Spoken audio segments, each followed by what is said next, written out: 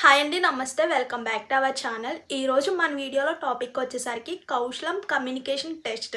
ఈ communication test అంటే ఏంటో, ఇందులో 2 టాపిక్స్పై క్వశ్చన్స్ ఎలా అడుగుతారో చూద్దాం. ఆల్రెడీ ఇంతకుముందు వీడియోస్లో చాలా టాపిక్స్పై ఎక్స్ప్లెనేషన్ చేసుకుంటూ వస్తున్నాను. ఆ వీడియోస్ ఎవరైతే చూడలేదు చూడండి. ఈరోజు మన వీడియోలో కమ్యూనికేషన్ టెస్ట్ టాపిక్స్ వచ్చేసరికి కాలేజ్ అండ్ సెలబ్రేషన్. ఈ 2 టాపిక్స్ పైన క్వశ్చన్స్ ఎలా అడుగుతారో, అసలు కమ్యూనికేషన్ టెస్ట్ అంటే ఏంటో, ఎలా ఉంటుందో అన్నీ కూడా క్లియర్గా ఈరోజు వీడియోలో చూసేద్దాం.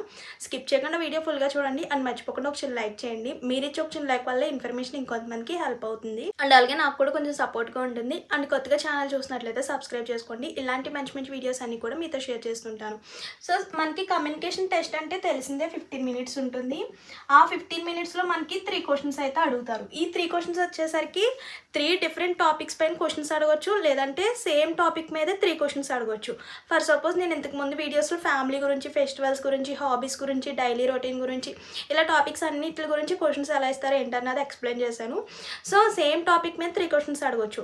లేదు ఒక క్వశ్చన్ వచ్చేసరికి ఫెస్టివల్ గురించి, ఒక క్వశ్చన్ వచ్చేసరికి ఫ్యామిలీ గురించి, ఒక క్వశ్చన్ వచ్చేసరికి ట్రిప్స్ గురించి, ఇలా డిఫరెంట్ టైప్స్ ఆఫ్ క్వశ్చన్స్ కూడా అడగవచ్చు అనమాట. అందుకే రిపీటెడ్ టాపిక్స్ పై క్వశ్చన్స్ ఎలా వస్తుంది ఏంటి అన్నీ కూడా షేర్ చేస్తున్నాను చూడండి.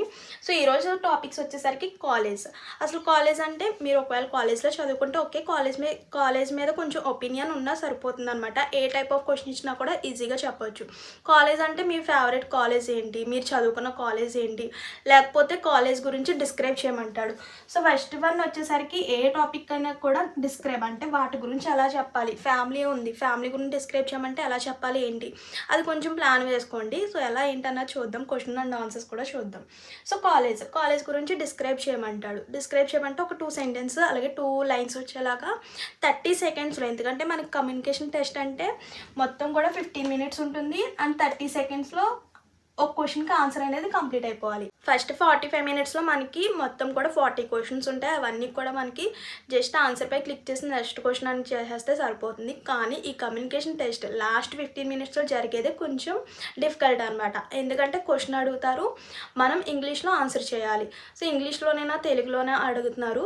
ఇంగ్లీష్లోనే, అది కూడా బేసిక్ ఇంగ్లీష్లో మీ యొక్క డైలీ రొటీన్స్ గురించి అడుగుతారు కాబట్టి, అంటే డైలీ మీ లైఫ్లో జరిగే ఇన్సిడెంట్స్ గురించి అడుగుతారు కాబట్టి, బేసిక్ ఇంగ్లీష్లో మీరు ఏం చేస్తారు, మీకు ఏం తెలుసు, ఇవే మీరు బేసిక్ ఇంగ్లీష్లో చెప్తే సరిపోతుంది. కాలేజ్ గురించి ఒక 2 లైన్స్ డిస్క్రైబ్ చేయమంటే మనం 2 లైన్స్లో ఎలా డిస్క్రైబ్ చేయాలి, క్వశ్చన్ అండ్ ఆన్సర్స్ చూద్దాం నెక్స్ట్.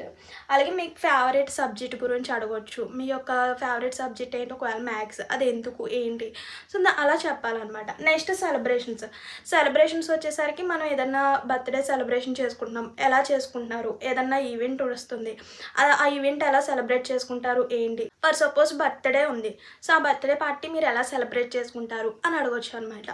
వీటిపై క్వశ్చన్ అండ్ ఆన్సర్స్ అయితే చూసేద్దాం. జస్ట్ ఇంగ్లీష్లో 2-3 లైన్స్ చెప్తే సరిపోతుంది, అది కూడా కాన్ఫిడెంట్గా చెప్పాలి. మనం పక్కకు చూస్తూ, ఎందుకంటే ఫర్ సపోజ్ ఒక క్వశ్చన్ ఇచ్చేసాడు, ఆ క్వశ్చన్ ఇవ్వగానే మీరు స్టార్ట్ రికార్డ్ అని క్లిక్ చేయొద్దు. ఎందుకంటే ఆ క్వశ్చన్ ఏంటో ఫస్ట్ ఆఫ్ ఆల్ క్లియర్గా అర్థం చేసుకుని, దాని యొక్క మీనింగ్ తెలుసుకుని ఎలా చెప్పాలి, ఆన్సర్ ఎలా చెప్పాలి, 1 or 2 లైన్స్ ఎలా చెప్పాలి. మనం ఎక్కువ చెప్దామన్నా, అంత లెంతీగా చెప్దామన్నా అక్కడ టైం అనేది ఉండదు. జస్ట్ 30 సెకండ్స్లో మనం 1 లైన్ లేదా 2 లైన్స్ ఎలా చెప్పాలి ఏంటి అని కొంచెం డిసైడ్ అయ్యి తర్వాత స్టార్ట్ రికార్డ్పై క్లిక్ చేద్దాం. అంతేగాని ముందే స్టార్ట్ రికార్డ్పై క్లిక్ చేస్తే ఆ టైం వెళ్ళిపోతుంది, ఆగదు. జస్ట్ 30 సెకండ్స్ అనేది ప్లే అయిపోతూ వెళ్ళిపోతుంది, మీరు చెప్పినా చెప్పకపోయినా. మనం మిర్రర్ ముందు కూర్చుని ఎలా అయితే కాన్ఫిడెంట్గా ధైర్యంగా మాట్లాడుకుంటామో సేమ్ అక్కడ కూడా అంతే. ఎందుకంటే నా జాబ్ ఇంటర్వ్యూస్కి వెళ్ళినప్పుడు మీ ముందు సార్ లేదా మేడం ఉంటారు. కానీ ఇక్కడ కమ్యూనికేషన్ టెస్ట్, కౌశలం కమ్యూనికేషన్ టెస్ట్లో అయితే మిర్రర్లో మీరు చూసుకుంటూ, మిమ్మల్ని మీరు చూసుకుంటూ ఆన్సర్ అనేది ఈజీగా సింపుల్గా చెప్పవచ్చు భయపడకుండా. జస్ట్ 2 లైన్స్లో చెప్తే సరిపోతుంది. ఒకటి గుర్తుపెట్టుకోండి, క్వశ్చన్ ఇవ్వగానే స్టార్ట్ రికార్డ్ క్లిక్ చేయొద్దు. కొంచెం ప్లాన్ వేసుకుని తర్వాత క్వశ్చన్కి ఎలా చెప్పాలి ఏంటి అని ప్లాన్ వేసుకున్న తర్వాత స్టార్ట్ రికార్డ్ క్లిక్ చేయండి. వన్స్ క్లిక్ చేసామంటే అది వెళ్ళిపోతూ ఉంటుంది. 30 సెకండ్స్ ఆ టైం అవ్వగానే క్లోజ్ అయిపోతుంది ఆ క్వశ్చన్. ఆ 1 క్వశ్చన్ కంప్లీట్ అయిపోతుంది, నెక్స్ట్ క్వశ్చన్ వచ్చేస్తుంది. అందుకే ప్లాన్ వేసుకుని ఎలా చెప్పాలి ఏంటి అన్నీ డిస్కస్ చేసుకుని తర్వాత మనం స్టార్ట్ రికార్డ్ చేసి 30 సెకండ్స్ ఆన్సర్ కంప్లీట్ చేసుకోవాలి. ఇప్పుడు ఈ 2 టాపిక్స్పై క్వశ్చన్స్ ఎలా ఉంటాయి ఏంటో చూసేద్దాం.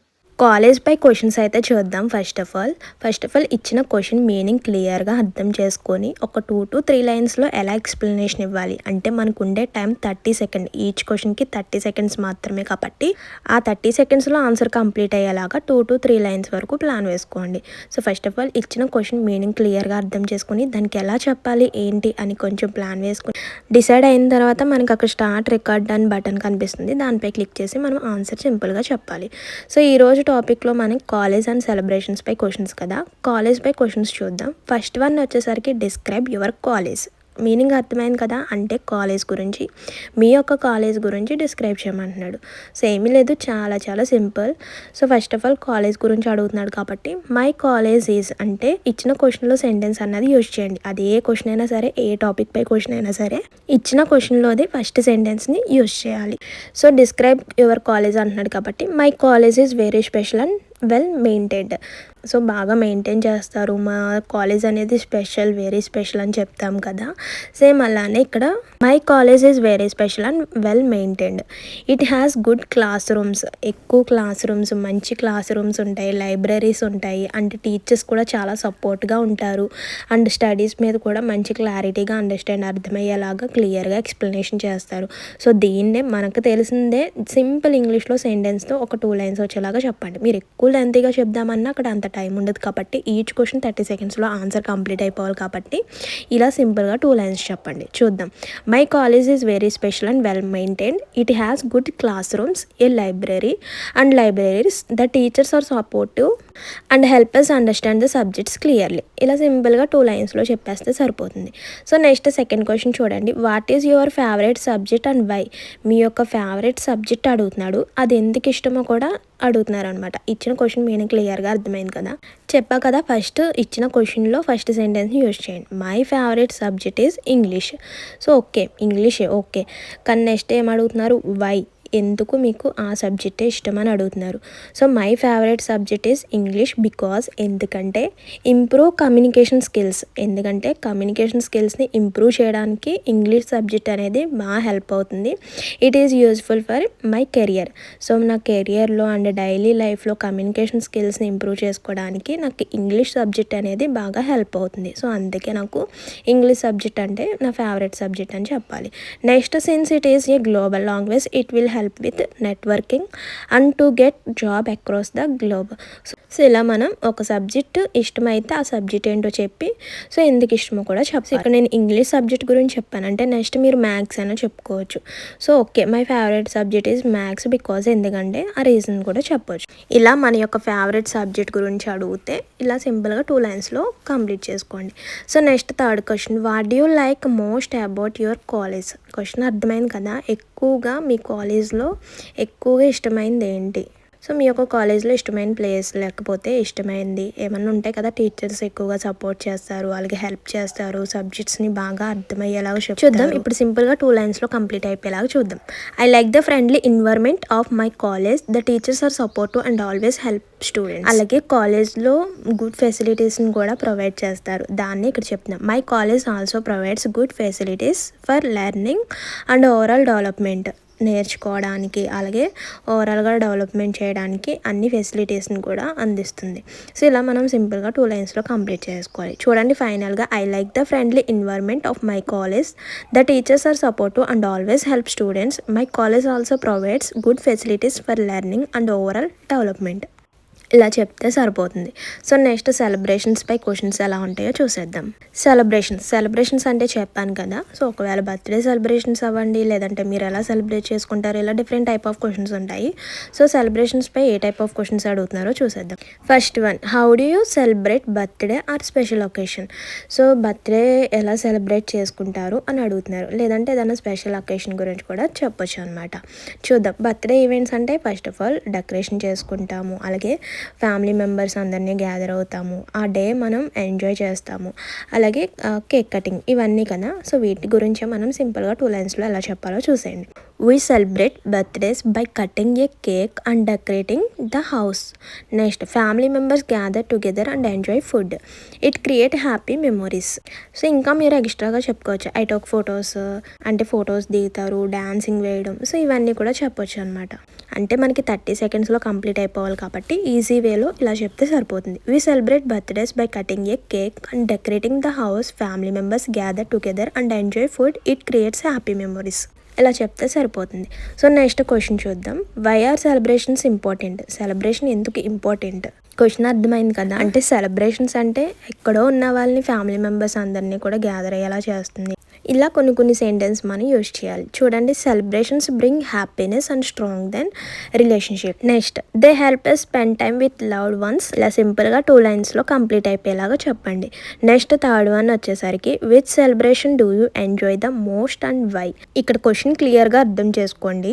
ఏ సెలబ్రేషన్ ఎక్కువగా ఎంజాయ్ చేయడానికి ఉంటుంది, సో అది ఎందుకు? చూడండి, I enjoy birthday celebrations. Birthday celebrations అంటేనే ఫ్యామిలీతో ఫ్రెండ్స్తో స్పెండ్ చేయడానికి ఉంటుంది, అలాగే హౌస్ డెకరేషన్ చేసుకోవడానికి ఉంటుంది, అలాగే కేక్ కటింగ్, అలాగే మెమోరీస్, ఇలా కదా. సో దాన్నే 2 లైన్స్లో ఇంగ్లీష్లో ఎలా చెప్పాలో, సింపుల్ ఇంగ్లీష్ సెంటెన్స్తో ఎలా చెప్పాలో చూసేయండి. I enjoy birthday celebrations the most because we spend time with family and friends.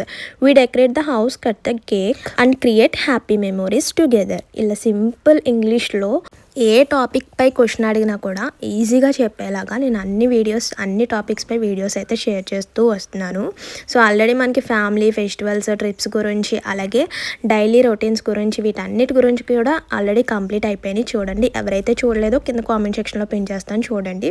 వాటన్నిటిపై, ఆ టాపిక్స్ అన్నిటిపై ఏ టైప్ ఆఫ్ క్వశ్చన్స్ ఎక్కువగా అడుగుతున్నారు అండ్ అడిగిన క్వశ్చన్స్ అన్నీ కూడా షేర్ చేశాను. అండ్ రిమైనింగ్ టాపిక్స్ పై క్వశ్చన్స్ ఎలా ఉంటాయి కూడా ఫర్దర్గా షేర్ చేస్తాను. ఈ వీడియోలో మనకి కాలేజ్ అండ్ సెలబ్రేషన్స్ పై క్వశ్చన్స్ అయితే కంప్లీట్ అయినాయి అనమాట. ఇంకా రిమైనింగ్ టాపిక్స్ పై క్వశ్చన్స్ ఫర్దర్గా షేర్ చేస్తాను. సో ఆ లోపల మన ఛానల్ ఫాలో అవుతుండండి. మర్చిపోద్దు, వెళ్ళే ముందు ఒక చిన్న లైక్ చేయండి. ఇంకేమైనా డౌట్స్ ఉన్నా కూడా కామెంట్ చేసేయండి. Thank you for watching. See you to next video. Please do like, share and subscribe. Bye bye.